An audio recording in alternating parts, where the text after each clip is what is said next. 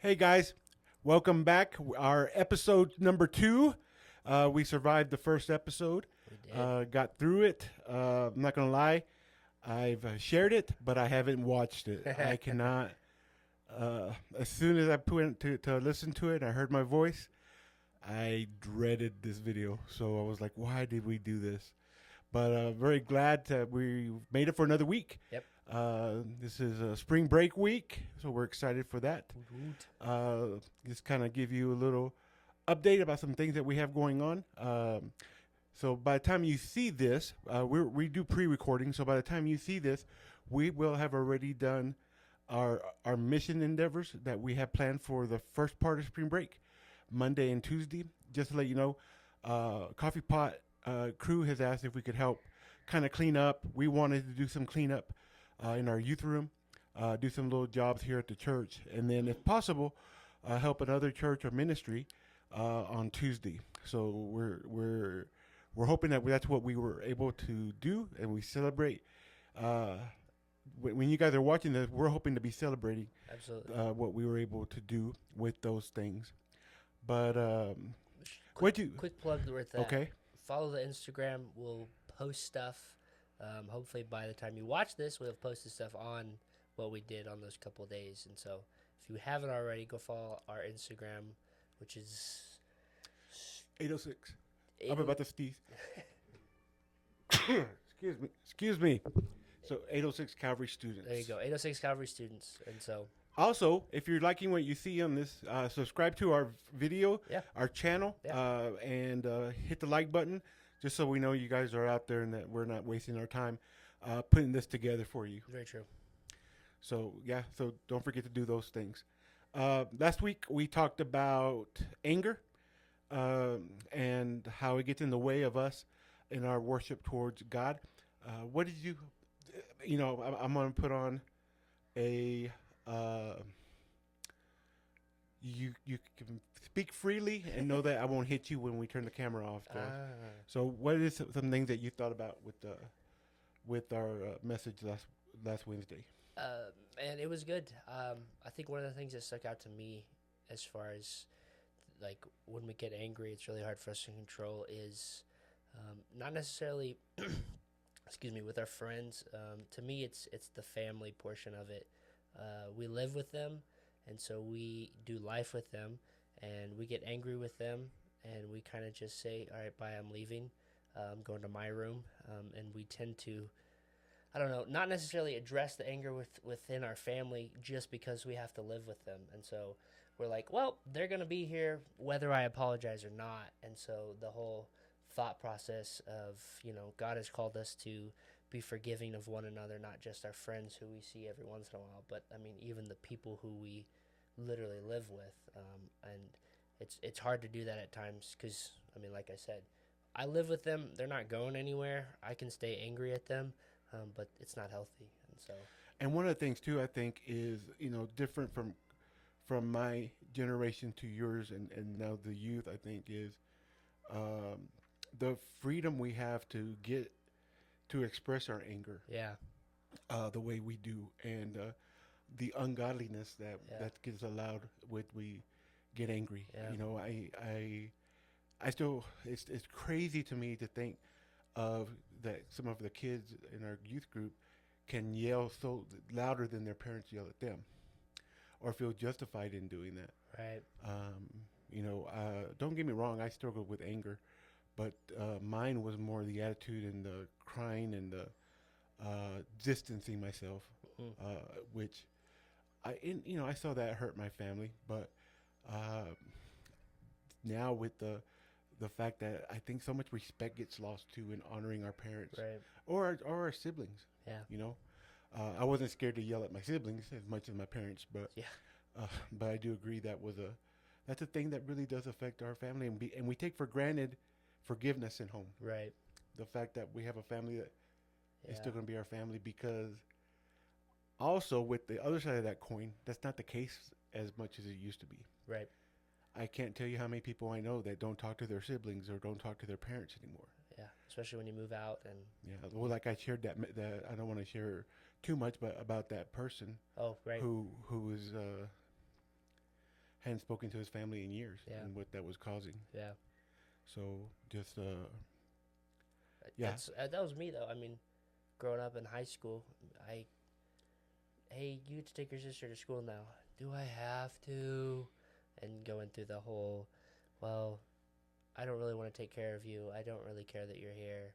I want to go hang out with my friends. And so we kind of got distanced in high school, and then it wasn't, honestly, until college and after that we got closer.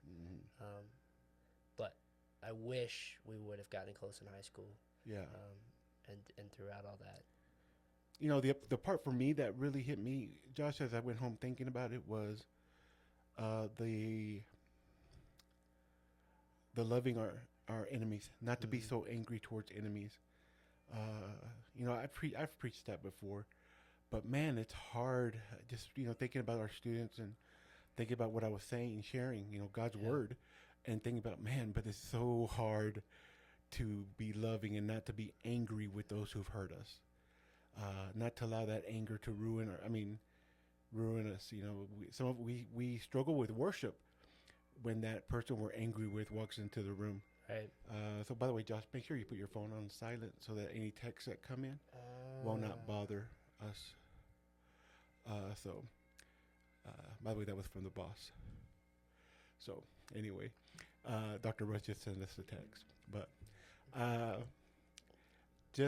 but yeah, the enemy thing I think is a thing that we have to really understand what God's word says about that. That one's hard, just because that one can fester, and ultimately it consumes our thoughts. Like, I'm gonna go back to the family thing, but like going back to the family, I'm angry at you, but hey, we're going to have dinner, right?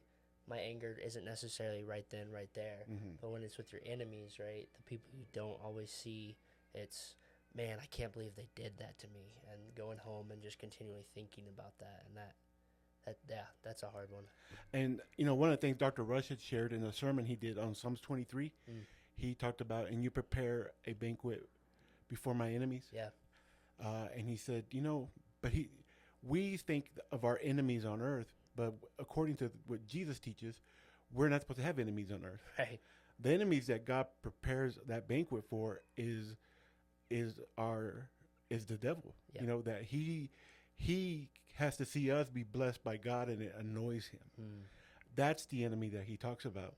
Not our brother, not people that Right. he created for us on earth. Yeah. He loves even the people who hurt us. Jesus loves them. Yeah.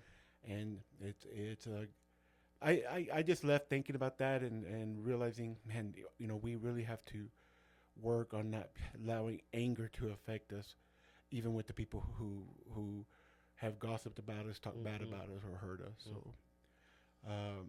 So this week we'll be talking about the same thing. What gets in the way of us in worship, and I'll be talking a little bit about pride. So we'll kind of the main objective is worshiping Jesus is not about you and what that means, and it's not for your hookup. It's not so that you can ultimately, so you can be blessed. It's so that you can honor God, and we'll talk about that on our service on Wednesday. So I'm excited for that. Excited to see what we'll do. Actually, this won't be Wednesday when you watch this. It'll be the next Wednesday because we don't have spring break. That's true. Wednesday. Yeah. So we'll be off. Josh gets the whole day off. I'm giving him all of Wednesday off, so he'll be able to stay with the baby Ruth, and Abby can chill and relax. So. What you talking about? It's a government job. She works through spring break. So, okay. That's what I'm saying. So Abby has to work, but you get to stay home that's very true. And be there. So with those things, share a little bit about what your goals are for our mission days while we're here. Our mission days? Yeah. Yeah. The two that we're doing. The two mission days that we're doing. The first day, like you said, we're cleaning up the church. Our goal is to get our youth space just clean and picked up, and get rid of any of the unnecessary distractions that have just slowly began to clutter up the space over time, which just, it happens. It's life. as well as clean up some of our closet spaces so that we can use them for what we need to be used for. And then Coffee Pot has a couple closets around the church, I think, that they want us to go through and organize and let them know what's in there. And so I think those will be some fun things to do if you're. And even some repairs. Yeah. Dan had said maybe that we could go around with the Coffee Pot crew on Tuesday, and if there's any repairs that they're doing, that we could help them be a part of those things. Yeah. So, And then Tuesday, like Tiny said, hopefully we get to help a local church do some cleanup. I know for sure we are. So this week on, well, I guess by the time this video is out, it'll have already happened. But we are picking up the leftover donations from the Raylana's consignment sale, as well as the JBF Just Between Friends consignment sale. And so all those clothes and everything, we are taking to one of our. we'll be taking it to Found, one of our ministry partners Right. that helps students in schools get that are struggling, that need shoes or need clothes. We help them be able to do that. That's what we're doing. For sure, we're doing that early Tuesday afternoon, and then whatever we can get done after that, permitting. So yep, and so yeah, that's what we have going on for those couple of days. Trying to think of anything else we have. Sunday will have been our first time in the gym. Yeah. Let us know what you think. Leave a comment. Let us know what you thought about worship in the gym. Yeah. How it was for our whole church to be in there. This Sunday that we will have finished will be the Sunday that we didn't have childcare. So even our little ones will be in there with us. So I'm excited for it. I'm too. I'm hoping when I do announcements that people will be listening and not talking, we'll see. I dread doing announcements in the gym. It's tough. Everyone's talking. You know, Josh, on New Year's, the service. the last service of the year, Yeah. we were in the gym, and I went to go do announcements, and everyone was still talking. No one heard an announcement I said. We had already started service, and I was standing up there giving the announcement, and this kid literally just walks by right in front of me and is eating his donuts and kind of just looking at me as I'm talking. And I was like, wow. Gotta do what you gotta do. Yeah, gotta do what you gotta do, I guess, you know. So I'm excited for the gym. If a couple Wednesdays ago was any our family worship night. yeah, it was any implication of what that's like, I think it's gonna be fun. You know, we're blessed with a beautiful building and with a beautiful worship center, but I love intimate worship. I love being able to be close with each other as we share, getting to worship God and also hear your neighbor beside you worship the Lord is just beautiful. And so it reminds me, Mark Clifton gave a quote one time, Josh, and he said about people who are struggling with the styles of worship. He goes, instead of really stopping and struggling with the style of music that you may not like, turn around and see someone who's enjoying worshiping God. And maybe you can even go up to say, look, I don't like this music, but man, I love watching you worship Jesus. Yeah. What an encouragement that is, and a good reminder for us. Yeah. You know, I think when I heard that quote, I think it really did change the way I see worship. Where sometimes I might not be singing, I might be looking around, but I'm not looking to judge people. I'm looking to experience people loving my Jesus, and I just love that. So I want to encourage y'all as we go into worship. We get to we'll have done that. Let me know what you think. Let us know on comments, or you can send us a text if you go to Calvary. Let us know, and so hopefully everything will go smoothly, and it'll be a great Sunday. It will have been a great Sunday. Yeah. So all right, well. Not a whole lot we have going on. Spring break. Josh, what are you doing for spring break after we finish our mission days? What am I doing for spring break? Probably going to be taking a nap. Hopefully. What's your dream spring break? Oh, man. Honestly, my dream spring break is going to sound corny. There's a mission trip that I went to for 5 years in a row when I was in college that was fantastic. That was just an opportunity to serve and grow in my faith. That if I had the opportunity to do that every spring break, I probably would do it. It's just called Beach Reach, and so. We know college kids who are there right now. Yeah. Doing Beach Reach. Yeah. When you watch this video, there'll be some kids from our area going. But I'm sorry, go ahead and explain a little bit more. So Beach Reach is a unique opportunity for BSMs around Texas. BSMs are Baptist Student Ministries that are college ministries. So sorry, I just want to make sure we explain everything. So it's a unique opportunity for BSMs around the state of Texas to go down to South Padre and give free rides to students down there who aren't necessarily always making the brightest of decisions. And so we gather up, we get in vans, we head down there. Once we get down there, we all meet up. There's probably 300, 400, 500 of us that are doing just Beach Reach. That are missionaries. Yes. On top of the, I don't know. Thousands. 10,000, yeah. 15,000. 15,000. We'll call them party goers. Party goers that are going down to Padre to just party the entire week. I believe the correct term is spring breakers. Spring breakers. I'm sorry. I'll be correct. Anyway. Just trying to sound smart, Josh. Yeah. Anyway, we get down there. We all meet up. And throughout the course of the week, we meet at the end of the days. We have a worship service, kind of just to help us refocus up, pray over each other, encourage each other through the time. And then throughout the course of the week, we're doing a handful of things. We're giving free rides. Our vans, we write a phone number on there for those people to call, and we give free rides throughout the night. When I say throughout the night, I mean from 7 p.m. to 7 a.m. We're giving rides pretty much 24/7 the entire time we're there. And so we're put on schedules for that. We're doing free pancakes in the mornings. So as people are either getting out of bed or not getting out of bed and just still up, we're giving free pancakes, trying to have those gospel conversations with them there. I'm going to go back to the vans real quick. We also try to have those conversations with them in the van, right? We want to get people around safely. We want to make sure we don't have any drunk driving going on around the island. But also, since we have them in the van, we try to have some conversations with them, get a little personal. And if the opportunity arises, we try to share the gospel as much as we can with them. And so it is just it's a fantastic opportunity. It is, I don't know, it's probably one of the best trips I've ever been on as far as missions is concerned, as well as stretching my own faith and honestly going to battle, spiritual warfare, going to battle with fellow believers. I mean, there's nothing like it. But fun fact, this guy met Abby, his wife, on that mission trip.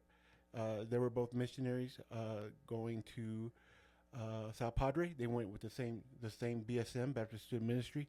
They're at Wayland, and that's where they got to know each other, and they got to soon start dating, right? That's true. So just to let you know, God blesses a lot of different ways with serving. You want to get to know someone, you go on a mission trip with them, see where their heart is, see how they serve. I'll be honest, you fall in love with someone real quick. So. Yeah, when they fall in love, when they're loving your Jesus and serving them, oh yeah, it's easy to. I hear. I mean, so, we were talking last night a little bit about Beach Reach and sharing a few things, and Josh, for me, when I went years ago, I remembered the highlights for me were the salvations. Those were, of course.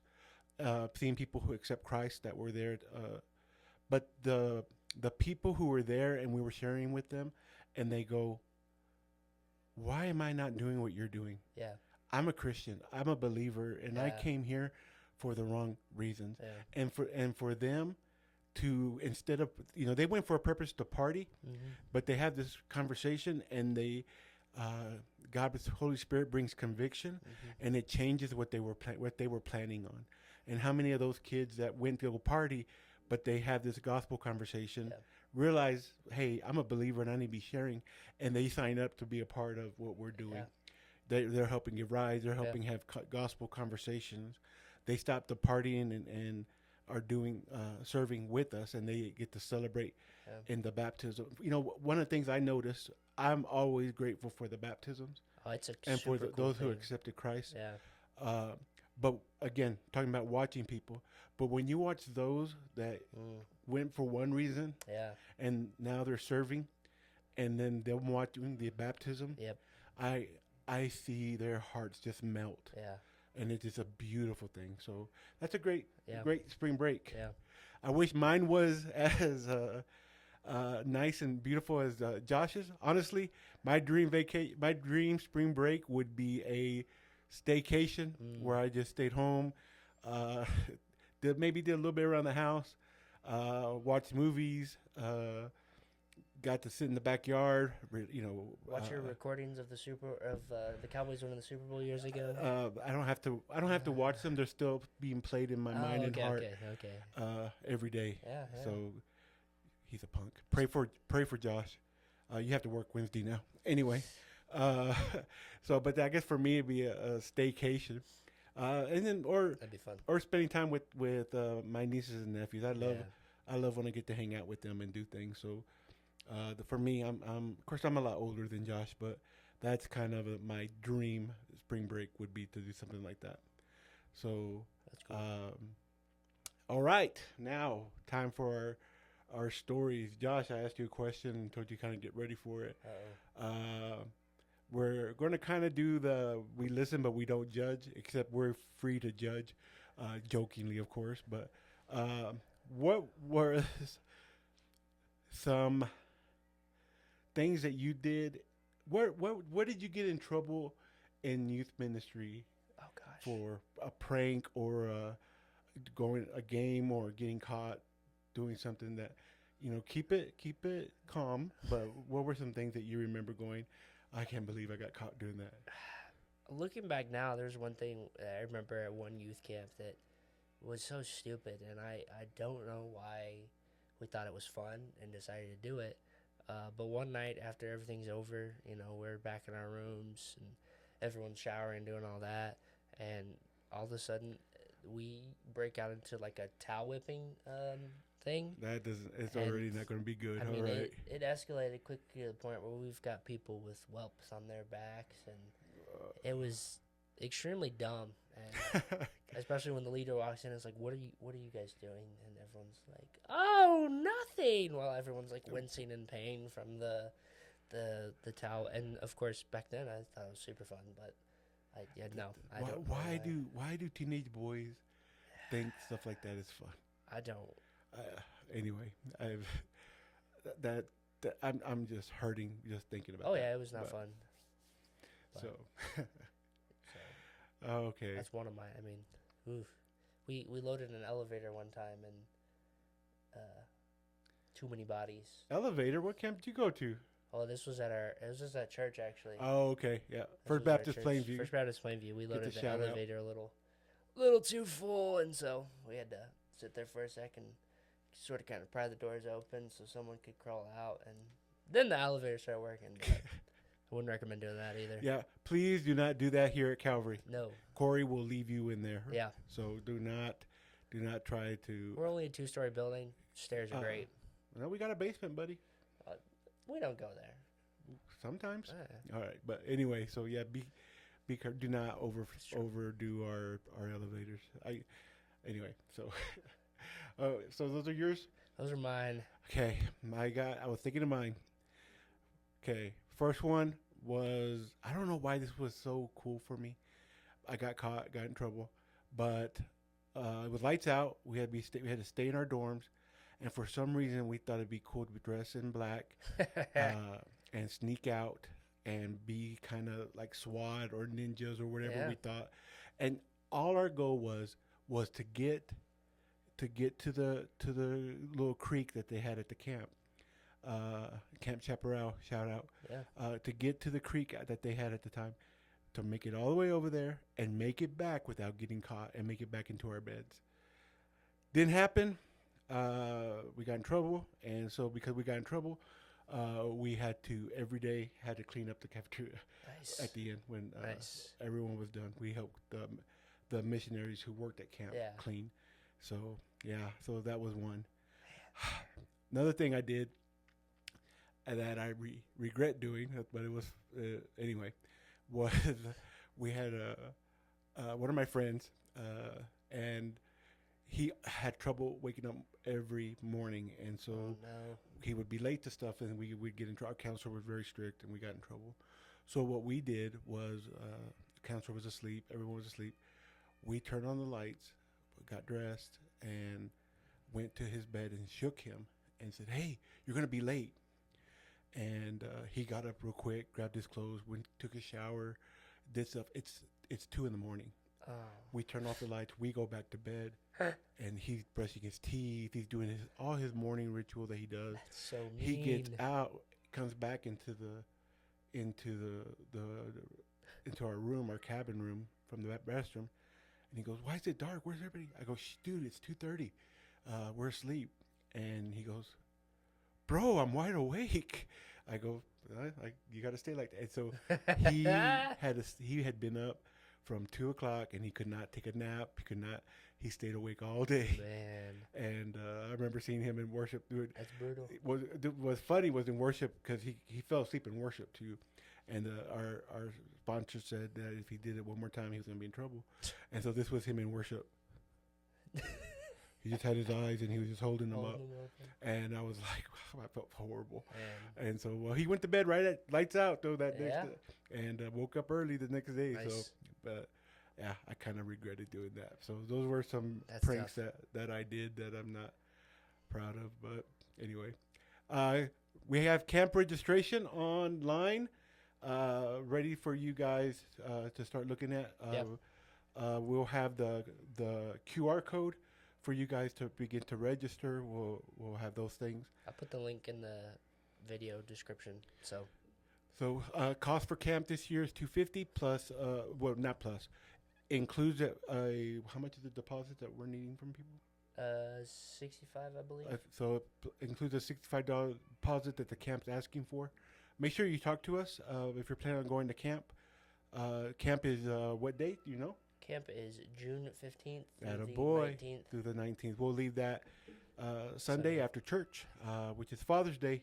So make sure you give your dad his gifts before you head out. And but we will meet here at church. We'll go to the camp. We're going to Floridata, Texas, camp, the PBA camp. So it's going to be awesome. They've been renovating. They've been doing all kinds of stuff. So. Yeah, and we just want to be able to do that. And we'll be able to have be good stewards with our budget and with stuff. Being able to go to this camp. So we're excited about it. We'll try out for a year, and hopefully it'll be something we continue to do. So, but yeah, we have that going. Also, Josh is doing on leadership for a camp called what's the camp called? It's just a leadership camp. So at Wayland hosts that, Wayland Baptist University in Plainview. We're praying about who in our church would like to go and be a part of that. One of the things we're looking at, Josh will give you more information throughout the next few weeks. But if you're thinking about that's something you'd like to be a part of, we'll help you get to the camp. But I need you to probably we're probably looking for people to write an essay on why they feel like they should be involved with the leadership camp. So with the camp, it's going to be a great time, but it's also a chance. It's a little bit more intensive than youth camp. There's not quite as much, I don't know the word I'm looking for. We do a little bit more deeper study than just worship time. We have breakouts and stuff to where you can dive deeper into certain things like apologetics or, goodness gracious, how we spiritually deal with mental health, how we spiritually deal with X, Y, or Z. We do a lot of those breakouts to just kind of help you develop as a leader within your church. Could you explain apologetics? Apologetics is the defense of your faith. So how do you defend your faith against people who are questioning you about it? So yeah, because some people heard apologetics, they go, "Well, I know how to say sorry." Yeah, So, but yeah, sorry. so it makes It's sure different. But yeah, so we want y'all to pray about it. A lot of you are great leaders in our Absolutely. youth group. We are blessed at Calvary for the students that we have. You do have had to have completed 7th grade. Yeah. That's the camp rule. So from 7th grade to those who completed 12th grade, the leadership camp that they're hosting at Wayland. We'd love for y'all to pray about being a part of that, and then hopefully be able to do the little essay that we ask and get connected with that. Yeah. So, anything else you want to share on any of those things we have coming up? Not that I can think of. Okay, just a couple more things. Easter's coming up, guys. Pray Easter. about the people you're wanting to invite to church. If you took some resurrection eggs home to share, make sure that you're sharing them. Don't leave them on your kitchen table. Go make a visit with that family, share with them the resurrection eggs, and explain to them why why God put them on your heart to receive that, and tell them that you're praying for them. And if they don't have any plans on Easter Sunday, we'd love for them to be a part of worship with us here at Calvary. And then if you want to donate, we got eggs. We need eggs. No, not eggs. Candy. We need got candy plenty, for the eggs. We got plenty of eggs. We have lots of eggs. Please do but not we bring need us candy. eggs. So candy. And so not the candy from my office that y'all steal. We need candy for the Easter eggs. So make sure you guys come and donate some of those things. I think that's all I have. Josh, do you have anything else? I was looking. I don't think I do. Okay. So, Again, let us know what you think. Leave a comment below. Try not to hurt our feelings because we just delete those comments. But we're here to be an encouragement to y'all, to bless y'all, to remember you guys are being prayed for. Yeah. So with that, Josh. I mean, again, if there's anything you guys want to see on here, anything you want us to talk about, please, again, comment, text us, call us, let us know. We'll be more than happy to. All right. So we will talk to you guys later. God bless.